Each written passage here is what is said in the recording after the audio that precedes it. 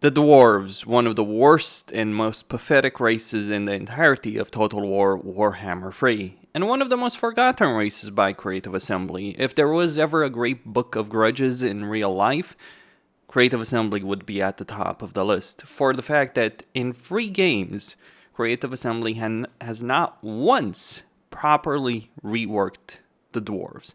Oh yes, they added some stuff with the King and the Warlord DLC and with Forik, but that is about it. And really, with King and the Warlord, they just added more units, regiments of renown, not fixing any of the underlying issues. With Forik, they did help out a tiny bit, but the fundamental issues that the Dwarves have had from really day one when they were added in Warhammer 1 have never been fixed. And those issues are really playing out right now in Warhammer 3. Let me explain what the problems are over here, why the Dwarves are so bad, and what Creative Assembly could do in Thrones of Decay to improve them. There's a question of features, there's a question of fixes, there's a question of their Lord roster, Hero roster, all these kind of things. So one of the things to talk about are the grudges themselves. The current system of grudges that we have right now is not particularly great. And interestingly enough, Creative Assembly did actually try and modify the system of grudges, but just doesn't end up working all that well right now in Warhammer 3. Because if you have a low level of grudges, you do get some benefits, crucially the control benefit, diplomatic relations benefit, and also construction cost. Those are useful benefits, but if you have high grudges, a high level of grudges, you will get Slayers and charge bonus, but you're going to lose quite a bit in terms of control, diplomatic relations, and research. Though research is not too big of a deal for the Dwarves, given the fact they can get archivists and they can get students. Though, unfortunately enough, Creative Assembly has actually nerfed that, because right now, you can only get students and archivists for battles that you fought on the same turn when you finish a research. So they've changed it from having to go every turn, pausing the research while you're doing things during a turn, continuing the research to get students and archivists. They've changed it so you can only get students and archivists if you finish research, you're not researching anything that particular turn, and you go find battles. Then you get the chance for student and archivist, so you can get a good amount of research rate. But here's the thing about grudges. They're pretty annoying. They were very broken when Immortal Empires came out. Creative Assembly fixed that, so grudges are not going to escalate very quickly in a campaign. In fact, I don't think they escalate at all in a campaign, or very, very, very slowly. Certainly the starting grudges escalate pretty much none at all. The annoying thing is, you get a list of initial objectives, which in some cases work, in other cases don't work. So in Ungrim's case, the initial grudges he starts with are very frustrating to deal with. In Fork's case, the initial grudges he starts with, they're not so annoying, they're logical, you want to go for them. But consider a situation. You're playing as Forgrim. You have a grudge to defeat Skarsnik. It gives you a powerful Master Rune of Spite, but here's the thing. The grudge is not to defeat Skarsnik, it's to win 5 battles against Skarsnik. And you can certainly defeat Skarsnik much faster than that. So you might end up failing this grudge and not getting the Master Rune of Spite simply because you wiped them out before fighting those 5 battles. That's where the grudge system is broken. And another way that they're broken, well, let's say, for instance, that I get raided by, say, Skaven under Treshk Cravenhill. Certainly close enough to him that that is a realistic possibility. I will get the grudge, but not against Tretch. No. I won't get the grudge to raid Tretch, nor would that grudge be removed if Tretch is wiped out. I'll instead get the grudge against Skaven as a whole. And, well, let me just put it like this. There's only one other Skaven faction that's within easy reach of me, and Clan Worms, who hold Blackrag from the beginning of the campaign, can be easily wiped out. So that's one of the problems. You may end up, and you do end up, in these situations where a faction raids you, you annihilate them, or maybe someone else annihilates them, and you can no longer deal with that grudge. You still have the grudge against the race, as long as there's a Skaven around, or a Greenskin around, or a Vampire around, Vampire Count faction around on the campaign map. It is an exceptionally frustrating system, and this applies to the old world as well. The rewards aren't worth it, they don't feel meaningful, and the system just feels very frustrating to engage in. Here's what I'd like to see. Better grudges, better rewards, less penalties, but genuine reasons for you to go after those grudges. Because if you could attach significant faction benefits to grudges, and all this minor grudge crap, forget about it, throw it down the window. If a faction attacks you or raids you, you get a grudge against that faction. If that faction gets wiped out, all those grudges get removed. That's where one of the things I would do. I think having grudges for minor actions makes sense, but Thorgrim is not really going to care about like every raid of a greenskin. He is going to care about the big picture, because that's kind of his entire character. And also, maybe he should care about grudges, the other people shouldn't care about them. And maybe he should care about grudges on a racial level, but it should be more along the lines of like campaign goals, objectives that can give you benefits, as opposed to, oh, you don't do this, your severity is going to increase, your controlled research is going to be affected if you don't do these things. So for instance, what I would like to see is like, yeah, you have a grudge against Skarsnik, and if you kill Skarsnik, you still get a reward. But maybe then you can have a long-term grudge to reunify the realm. So the entirety of the mountain range over here, not Kraken Drag, that could be its own separate objective. But you could have an objective to reunify control of the mountains, and then the Badlands, and then the Chaos Dwarves. Genuine objectives with long-term benefits that you have. Things you could work for that would give you benefits. And you would have a progression for those grudges. Like, take some territory, you take some key territories, you get some benefits. Like, take 8 Peaks, you get some significant rewards from that. But take the entirety of the Badlands, you get enormous benefits from that. That's one of the ways I would change the Dwarves. The grudge system itself. On top of that, I do feel the fact that the Dwarves use the growth system is pretty ridiculous.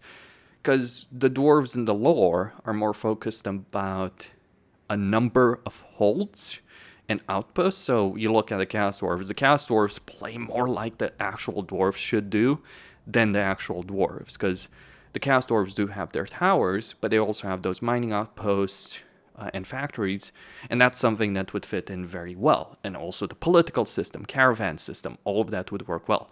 People have suggested an underway transport system to connect the various holds, and a system to make you care about the various holds on the campaign map. That, I think, would fit the Dwarves very well.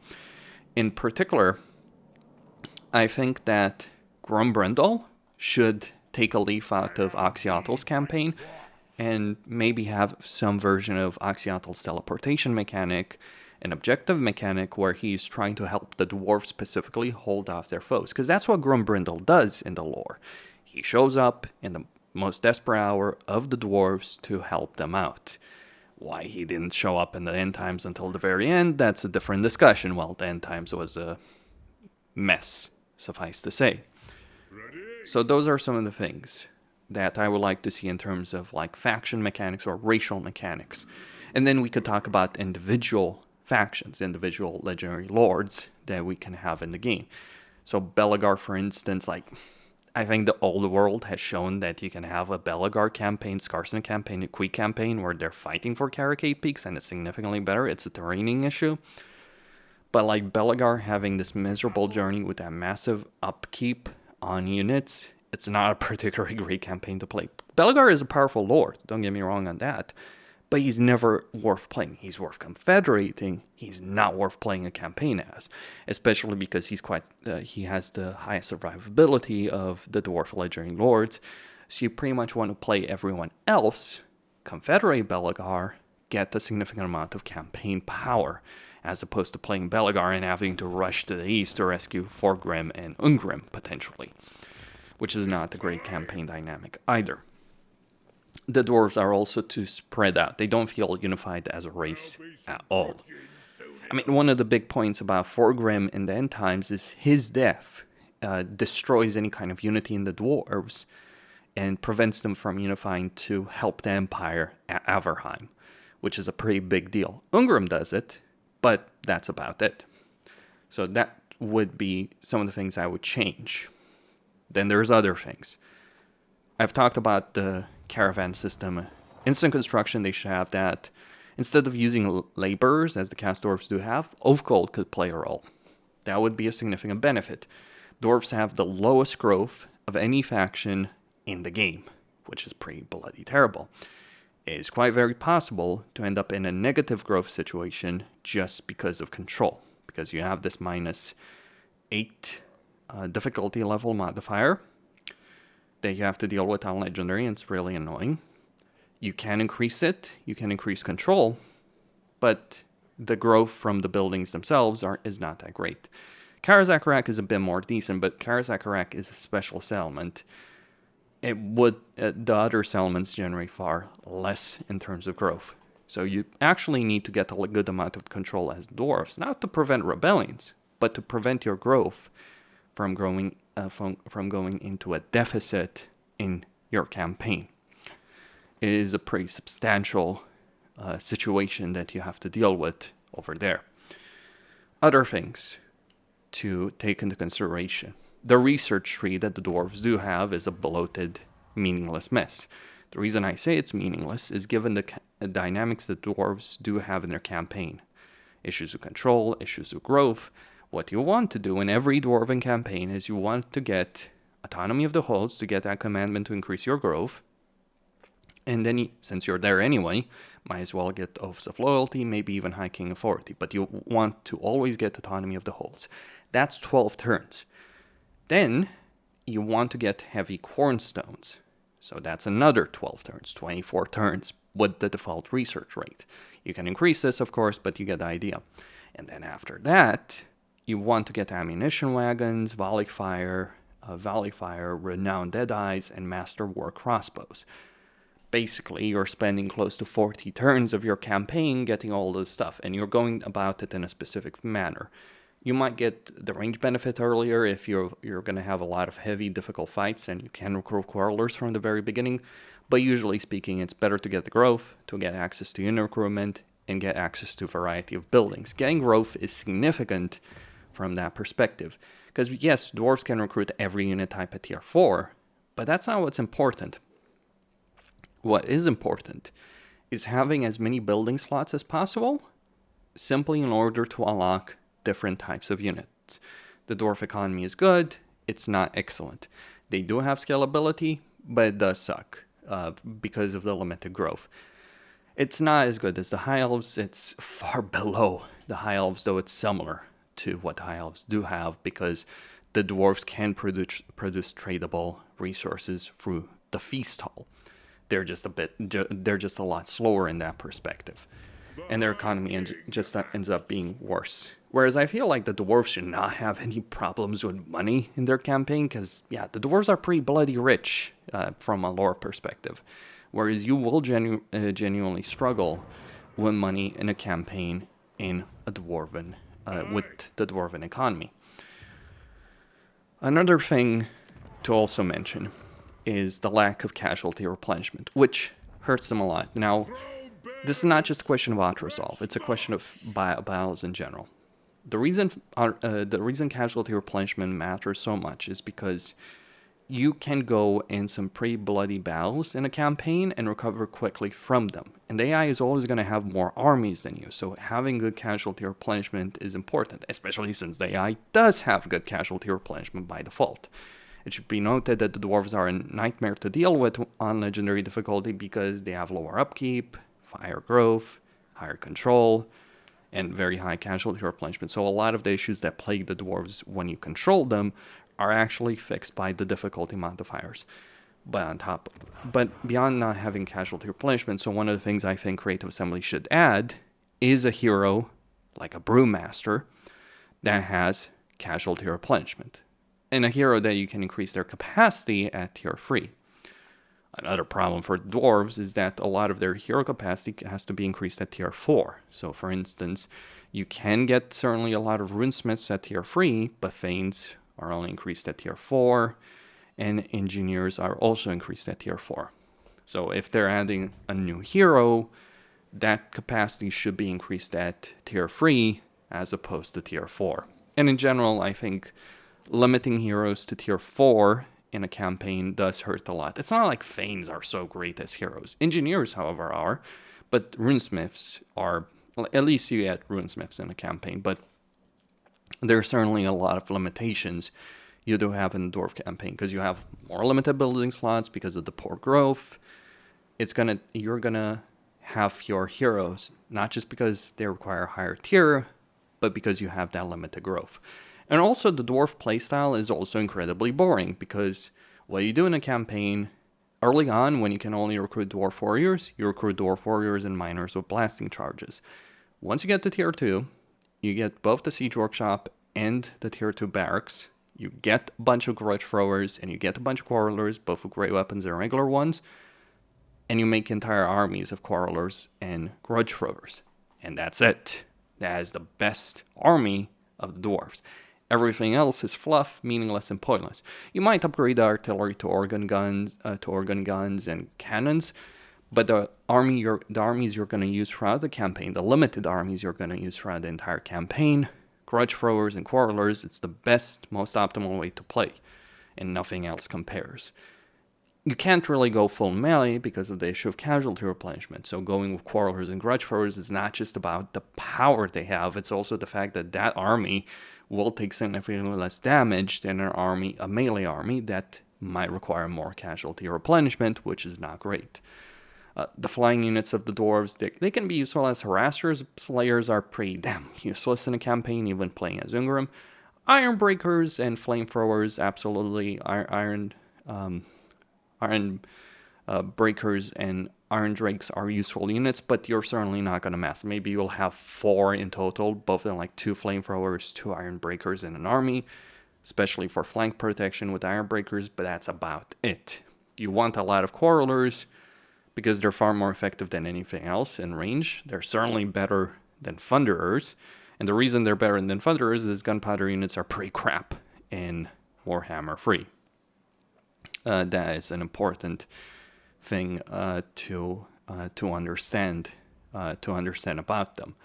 Like gunpowder units do poorly, especially in sieges. Like thunderers can do a lot of damage, but they need a pretty straight line. You can make a ranger doomstack work with a Thane, but it's like a very specialist army, and they'll certainly take more damage than a quarreler army. They won't hold up quite as well. And really, the only lord you would want to use a full ranger stack on is Belegar himself, with Bugman's rangers. So, limitations on the variety of armies, which I think shouldn't be the case. They do need different types of units for more versatility. It was better when we could get ogre mercenaries in Warhammer 2. I think mercenaries would add a lot if we had a good mercenary system, but we don't have a good mercenary system. So they really need more army variety, they need to have more reasons. Casualty replenishment plays a role in that. So does economy, so does growth. Higher growth, higher economy, higher casualty replenishment, all push people towards better army varieties. That is where I stand on that subject, with respect to it. And those are the things that I consider crucial for the dwarves to have. They do need better growth. They do need a better grudge system. They need a better forging system. And on top of that, on top of everything I've said, one of the things they also need is this. They need better post-battle loot. The amount of money the dwarves get from post-battle is fucking pathetic. Like 9 oath gold, 349 treasury, that is ridiculously low. You can drink to victory, and I would strongly recommend you use that, but it's still not a great system. And also, if we take that settlement, you saw 99 there, post-battle loot. Sacking would only give me 439. Dwarves have one of the worst incomes from post-battle and sacking settlements in the entire game. And that's something else that needs to be changed about them and how their economy works, how their playstyle works. See, this is the thing that's limiting them. Other races may have poor economies, Kislev in particular, but you know what the difference is between Kislev and the Dwarves and why Kislev is actually better than the Dwarves? Kislev at least gets tons of money from post-battle loot and gets a good amount of casualty replenishment, though they don't have siege that the Dwarves can get as early on. So that's one advantage in the Dwarves, but that doesn't make up for all the other issues that the Dwarves do have. And keep in mind, Kislev is not a great race in Warhammer 3. That would be all. Questine here signing out. Let me know what you guys think. If you do enjoy my content, consider supporting me via PayPal or Patreon. I'd greatly appreciate it, even a couple of dollars.